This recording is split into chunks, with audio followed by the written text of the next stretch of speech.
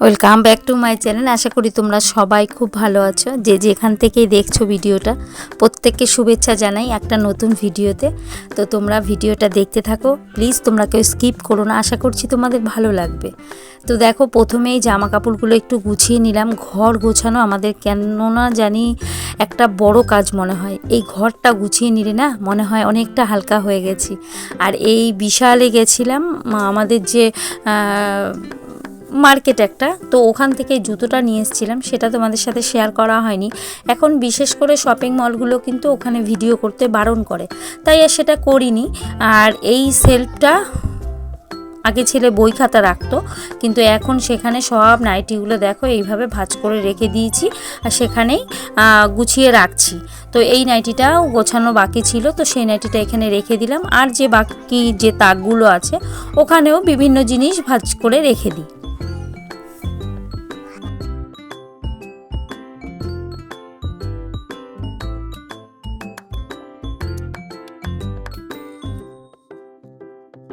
ঘর অগোছালো লাগবে, সেটা হচ্ছে সবথেকে বড় ফার্স্ট কাজই হচ্ছে কিন্তু বিছানা।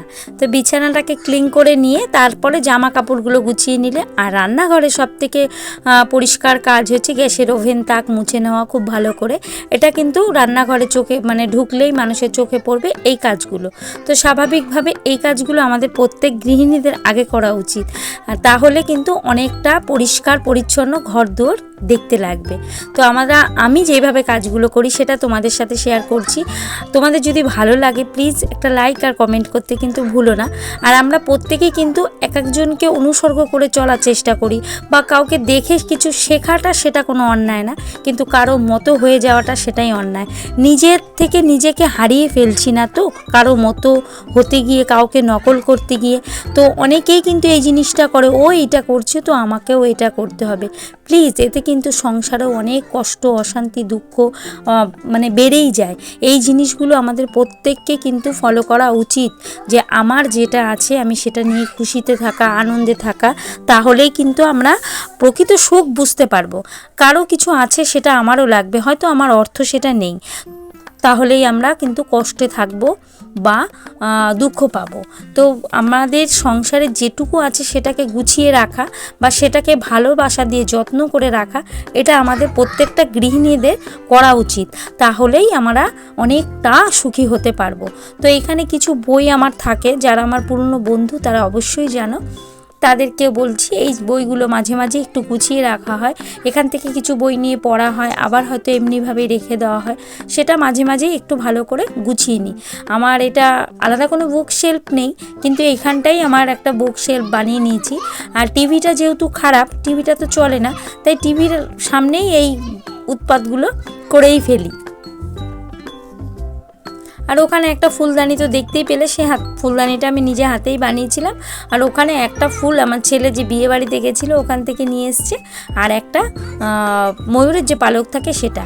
আর ওই বাক্সটা তোমরা এর আগে যারা বন্ধু আমার তারা দেখতে পাওনি, কিন্তু আজকে দেখাচ্ছি। ছেলের পাঞ্জাবি নিয়ে এসেছিলাম, তো সেই বাক্সটাও আমি ফেলিনি, যত্ন করে রেখে দিয়েছি।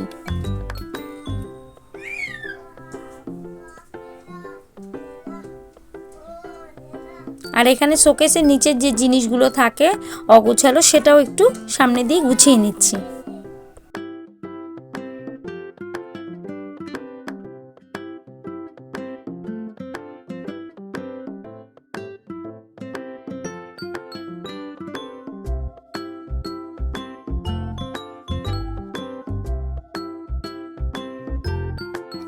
ওই যে তোমাদের বললাম, গ্যাসের তাক বা গ্যাসের ওভেন এগুলো মুছে নেওয়া বা পরিষ্কার করে নেওয়া সবথেকে আমাদের শ্রেষ্ঠ কাজ।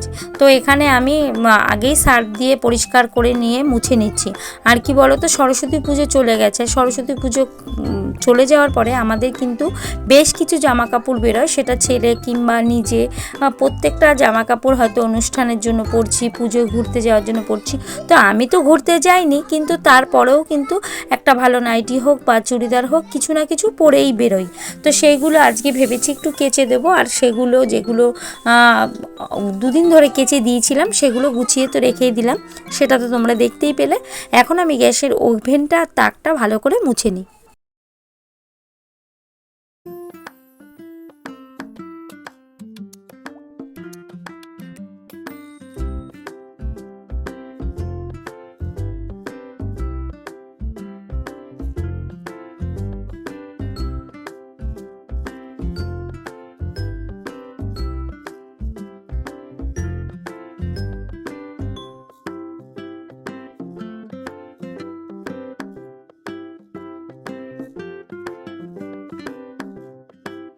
ঘরটা গুছিয়ে নিয়ে তারপরে বেরিয়ে পড়লাম সমস্ত কাজ নিয়ে। আমি যখন মাথায় শ্যাম্পু করি তখন কিন্তু আমার চিরুনিগুলোও ধুয়ে দিই, তাই সবকটা চিরুনি আমি বের করে নিয়েছি। তো আজকে বেশ কিছু কাচাও কাচবো, তো ভাবলাম চিরুনিটাও পরিষ্কার করে দিই। তো সার্ফের জলে যখন আমি জামা কাপড় ভেজাবো তাই নিচে চিরুনিগুলো দিয়ে দিই, খুব সুন্দর কিন্তু পরিষ্কার হয়ে যায়। তোমাদের যাদের খুব চিরুনিতে প্রচণ্ড পরিমাণে ময়লা বা নোংরা, তারা একটু সামান্য পরিমাণ সার্ফের জলটা একটু গরম জল করে নিও, তাহলে খুব ইজিলি পরিষ্কার হয়ে যাবে। যাদের অল্প নোংরা তারা তখন জামা কাপড় যখন ভেজাবে একটু চিরুনিটা ভিজিয়ে রাখলে ব্রাশ দিয়ে একটু ঘষে নিলে কিন্তু পরিষ্কার হয়ে যায়। এখানে দেখো আমি বাসনগুলো মেজে নিলাম, আর বাসনগুলো অলরেডি আমার ধোয়াও হয়ে গেল। এগুলো সব রান্নার পরে যে বাসন বেরিয়েছে তোমাদের দাদা খেয়ে গেছে, সেই সব বাসনগুলোই একবার আমি ধুয়ে নিচ্ছি।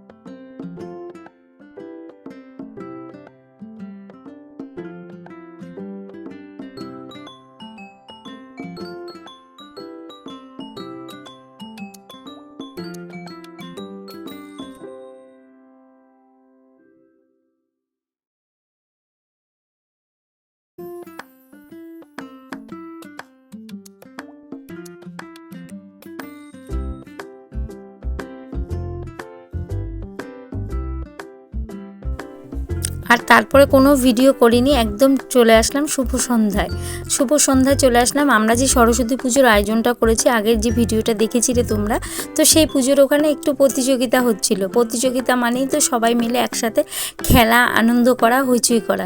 তো আর নিজের যার যার প্রতিভা সেটা দেখানোর জন্য। তো প্রতিভা কিন্তু আমাদের প্রত্যেকের মধ্যেই থাকে, কিন্তু কেউ সেটা প্রকাশ করে, কেউ করে না। আজকের প্রতিযোগিতায় আমি কি হয়েছি সেটা তো তোমাদের দেখতে গেলে ভিডিওটা দেখতেই হবে। তো এখানে দেখো মিউজিক্যাল বল হচ্ছিল, তো বুঝতেই পেরে যাচ্ছ আমি কি হয়েছি। আমি হয়েছি থার্ড মিউজিক্যাল বলে। তো বলে যথারীতি আমি কোনো সময় কিছু হতেই পারি না, জানো তো। হয়তো মোমে কিছু হই, না হলে শঙ্খ বাজানো তো কিছু হই, কিন্তু মিউজিক্যাল বলে কিছুই হই না। কিন্তু আজকে কপাল আমাশাই দিয়ে দিয়েছি, তো হয়ে গেছি। আর মোমে কিছু হতে পারিনি, জানো তো। আমার এক ভাসুরের ছেলে আছে, ও মানে প্রত্যেক যে কটা ইভেন্ট ছিল সব কটা ইভেন্টে মোটামুটিভাবে প্রাইজ নিয়ে নিয়েছে, ফার্স্ট সেকেন্ড এরকম। তো যাই হোক, এই দেখো আমার ছেলেও মোম জ্বালিয়ে নিল, ওর একটু হাতে লেগে গেছিলো, ওরই বন্ধুবান্ধব। আর এই যে আমার যে যার কথা বললাম সে, তো এইখানে অনেকগুলো মোমই জ্বালিয়েছে। এটা দিদি চলে এসেছিলো, দিদি বেশিক্ষণ ছিল না, মানে আমার জায়ের কথা বলছি। দিদিও মোমটা জ্বালিয়ে নিল, আর আমার ভাসুরের ছেলে ও ছিল, মানে আমার ওর যে ছেলে, তো ওর ছেলে ছিল, দিদি বেশিক্ষণ ছিল না, তো ও মোমগুলো জ্বালিয়ে নিয়েছে। আর একটা নতুনত্ব খেলা, সেটা হয়তো অনেকে অনেক জায়গায় দেখতে পেয়েছো, কিন্তু আমাদের এখানে এই খেলাটা নতুন, আমিও নতুনভাবে খেলেছি। তো সেই খেলাটাও ভীষণ মজা পেয়েছি, আনন্দ করেছি। আর বাচ্চাদের মিউজিক্যাল বলটা আলাদা হয়েছে, আর এখানে শুধু মোম আমাদের বড়দের ছোটদের সবার একসাথেই হয়েছিল।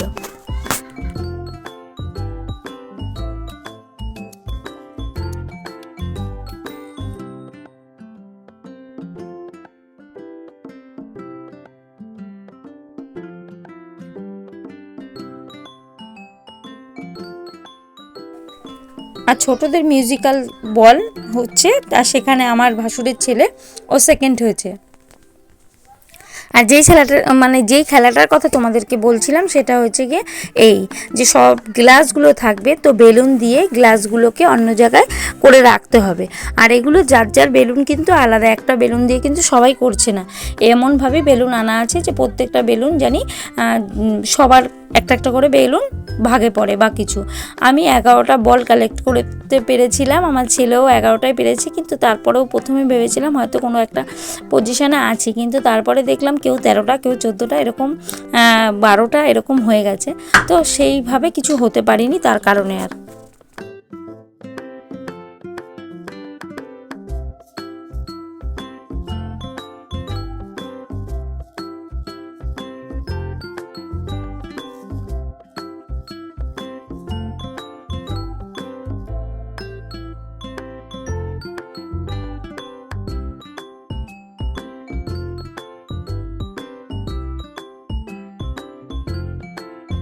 এই খেলাটা তোমাদের কেমন লেগেছে জানি না, ভীষণ মজা হয়েছে এই খেলাটা, নতুন একটা খেলা। আর এতগুলো জিনিস এইভাবে কালেক্ট করবে, ভীষণ মজা হচ্ছিলো। বেলুনটাকেও কেউ আর কি ফোলাতেই পারছিল না, কেউ আবার ভালোই ফোলাচ্ছে, মানে এমন একটা ব্যাপার, ভীষণ হাসি হয়েছিল। আর প্রতিযোগিতা মানেই কিন্তু সবাই যে পারবে বা সবাই প্রাইজ পাবে সেটা না, প্রাইজ তো 2-3টেই থাকবে, ফার্স্ট সেকেন্ড থার্ড, কিন্তু তারপরেও একটা আনন্দ, সবাই পার্টিসিপেট করা মানেই আনন্দ। হাঁড়ি ভাঙতে চলে আসছি, বেশ ভালোই আসছিলাম, তারপরে যা ঘটে গেল, মানে মনে হচ্ছে আরেক বাড়ির দিকে আমি রওনা দিয়ে দিয়েছি। বেশ সুন্দরই চলে আসছিলাম সোজা স্ট্রিকলি, কিন্তু তারপরে যা হলো দেখতেই পাবে তোমরা, কোথায় মারলাম তো দেখতেই পেলে। তারপরে খেলা শেষ, প্রত্যেকে এখন প্রাইজ বিতরণ হচ্ছে।